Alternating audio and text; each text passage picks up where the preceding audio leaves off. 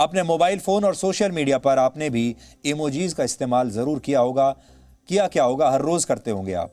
Emoji वो digital तस्वीरें होती हैं जिनके ज़रिए लोग अपने विचार और अपनी भावनाओं को दूसरों तक पहुंचाते हैं। इमोजी जापान की भाषा के दो शब्दों ई और मोजी को मिलाकर बना है। ई का अर्थ है तस्वीर और मोजी का अर्थ है कैरेक्टर, यानी किरदार या चरित्र। कोविड-19 के दौर में जब लोग सोशल डिस्टेंसिंग का पालन कर रहे हैं, तब इमोजीज लोगों की भावनाओं को व्यक्त करने का सबसे सक्षम माध्यम बन गए हैं। और ख़ास तौर पर ऐसे समय में जब लोगों के पास वैसे भी लंबे लंबे संदेश लिखने का समय ही नहीं है, पेशेंस नहीं है, धीरज नहीं है। इमोजीपीडिया नामक एक वेबसाइट के मुताबिक इस दौर में इमोजीज का इस्तेमाल 20% तक बढ़ गया है। आजकल के दौर में यह निष्कर्ष 6 करोड़ 80 लाख ट्वीट्स का अध्ययन करने के बाद निकाला गया है। इस रिसर्च में पाया गया कि हर 3 में से 1 ट्वीट में किसी न किसी इमोजी का इस्तेमाल किया जाता है। जिस इमोजी का इस्तेमाल सबसे ज्यादा किया जाता है वो है खुशी के आंसू वाला इमोजी, नीले आंसू जिसमें होते हैं।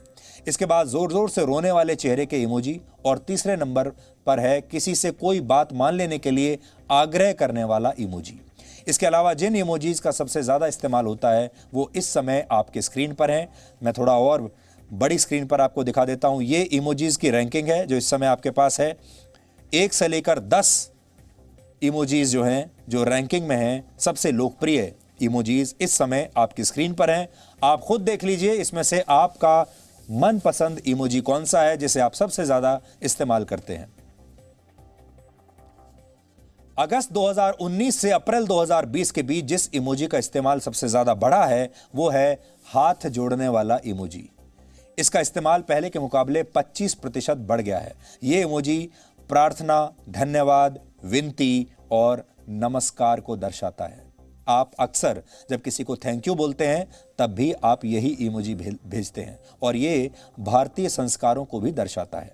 इसके अलावा कोरोना वायरस के दौर में जिन इमोजीज का इस्तेमाल सबसे ज्यादा हुआ उनमें चेहरे पर फेस मास्क लगाने वाला इमोजी पहले नंबर पर है। इसके अलावा छींक को दर्शाने वाला और मुंह में थर्मोमीटर के जरिए बुखार को दर्शाने वाले इमोजीज का इस्तेमाल भी इस दौरान काफी बढ़ा है। यानी लोग ये बताने की कोशिश करते हैं या तो उन्होंने अपने चेहरे पर पट्टी बांधी हुई है, कोरोना वायरस की वजह से ये मास्क पहना हुआ है, और या फिर उन्हें बुखार आया हुआ है। दूसरा इमोजी ये बताने के लिए होता है कि वो बीमार है। इमोजीज की शुरुआत इमोटिकॉन से हुई मानी जाती है। पहली बार इसका इस्तेमाल वर्ष 1881 में अमेरिका की एक मैगजीन में किया गया था जिसका नाम था पक।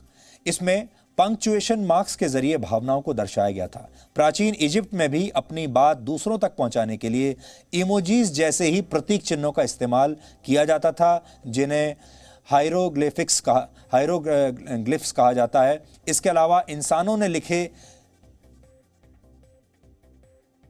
ने लिखने वाली भाषा के साथ लिपि और व्याकरण का उसके बाद आविष्कार किया। यानी हमने जब शुरुआत की थी, जब भाषा बनी नहीं थी, उससे पहले भी हम इसी तरह चिन्हों का इस्तेमाल करते थे और फिर भाषाएं बनी, भाषाओं का आविष्कार हुआ।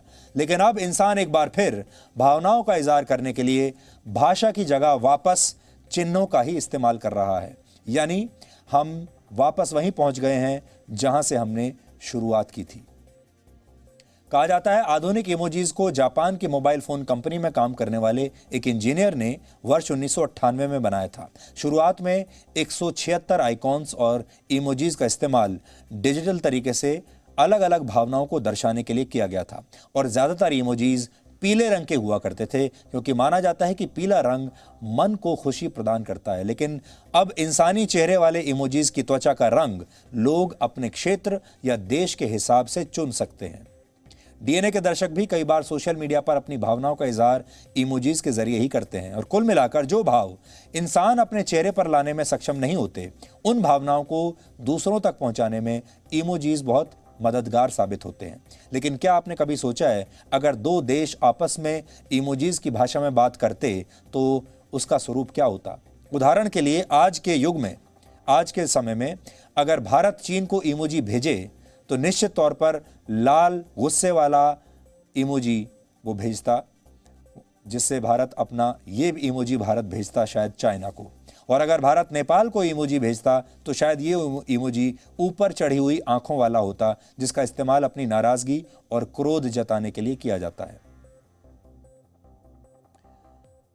और अगर भारत अमेरिका को इस समय कोई इमोजी भेजता तो शायद निश्चित तौर पर हाथ मिलाने वाला इमोजी होता, जो दोस्ती का प्रतीक है।